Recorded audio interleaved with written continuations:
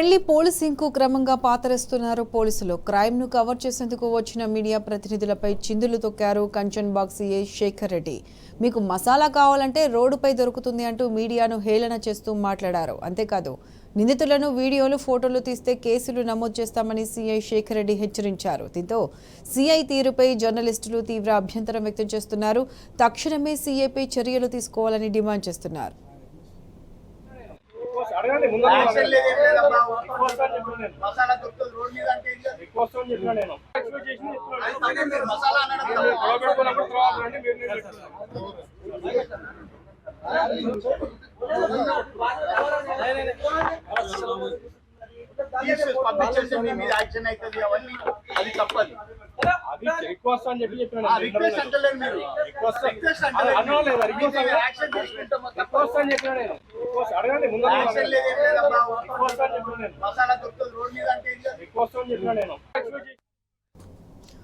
ఇదే అంశానికి సంబంధించి పూర్తి అప్డేట్స్ మా ప్రతినిధి భాస్కర్ అందిస్తారు. భాస్కర్, కంచన్పాల్ పోలీస్ స్టేషన్ పరిధిలో ఇవాళ జరిగినటువంటి ప్రెస్ మీట్ కి మీడియా ప్రతినిధులు ఆహ్వానించారు. పిఆర్ఓ సాక్షిగా కవర్ చేసేందుకు వెళ్ళినటువంటి మీడియాపై లోకల్ గా ఉన్నటువంటి సిఐ శేఖర్ రెడ్డి చిందులు వేసినటువంటి వీడియో ఇవాళ సోషల్ మీడియాతో పాటు అన్ని ఛానల్లో వైరల్ అవుతున్నట్టు పరిష్కరిస్తోంది.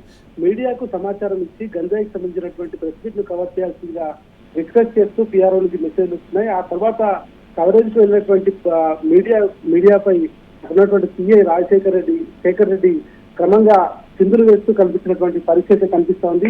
నిందితులను గంజాయి వీడియోలు ఫోటోస్ తీస్తే మీ పైన కేసులు నమోదు చేస్తామంటూ చెప్పారు. అయితే మీకు మసాలా కావాలంటే మీకు మసాలా రోడ్లపైన చాలా దొరుకుతుంది, అక్కడికి వెళ్ళి మీ మసాలాను తీసుకోండి అంటూ మీడియాపై హేళన చేశారు. ఇవల్ల గత ప్రభుత్వాలు ఏవైతే ఉన్నాయో ఆ ప్రభుత్వాలు తీసుకొచ్చినటువంటి ఫ్రెండ్లీ పోలీసింగ్ ని మీరు కంటిన్యూ చేస్తారా అని హైదరాబాద్ పోలీస్ కమిషనర్ కొత్తపల్లి శ్రీనివాస్ రెడ్డి గతంలో మీడియా ప్రతినిధి అనేటువంటి ప్రశ్నకు సమాధానంగా ఆయన సమాధానం చెప్పారు. మేము ఫ్రెండ్లీగా ఎవరితోనే ఉండమిక కేవలం ఫ్రెండ్లీగా ఉండేవారితో ఫ్రెండ్లీగా ఉంటాం, కానీ దొంగలు సంఘ విద్రోహ శక్తులు వారితో మాత్రం ఫ్రెండ్లీగా ఉండేది లేదు అని సజెస్ట్ చేశారు.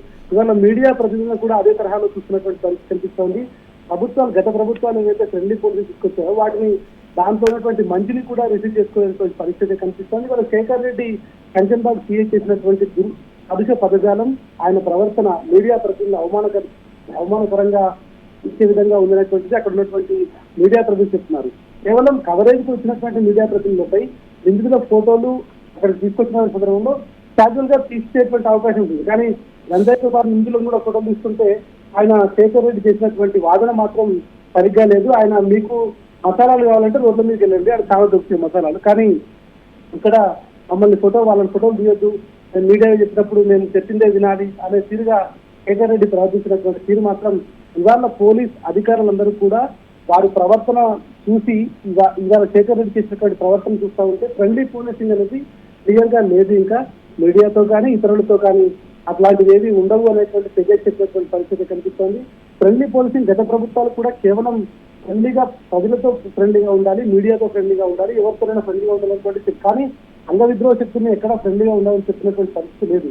కానీ ఇవాళ ఉన్నతాధికారులు చెప్పినటువంటి ఆదేశాలు మరి వీళ్ళు చేస్తున్నటువంటి తీరు కానీ క్లియర్ గా అక్కడికి వచ్చినటువంటి మీడియా ప్రతినిధులపై చేస్తున్నటువంటి మాటలు కానీ వాళ్ళు వ్యవహరిస్తున్నటువంటి తీరు కానీ ఫ్రెండ్లీ పోలీసింగ్ అనేది ఇక్కడ లేదు అని చెప్తుంది.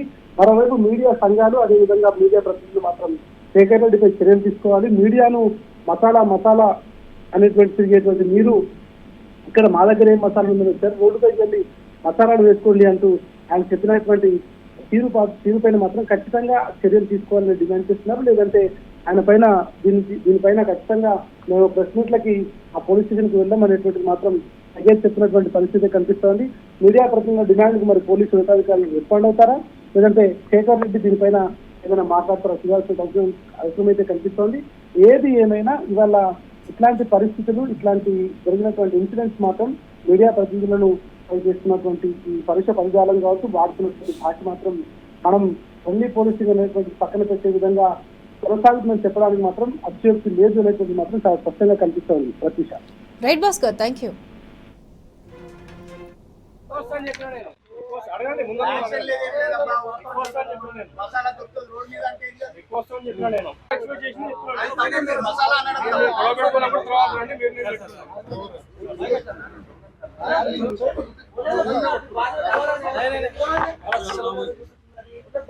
పంపించేసి మీ మీద యాక్షన్ అవుతుంది అవన్నీ అది తప్పదు.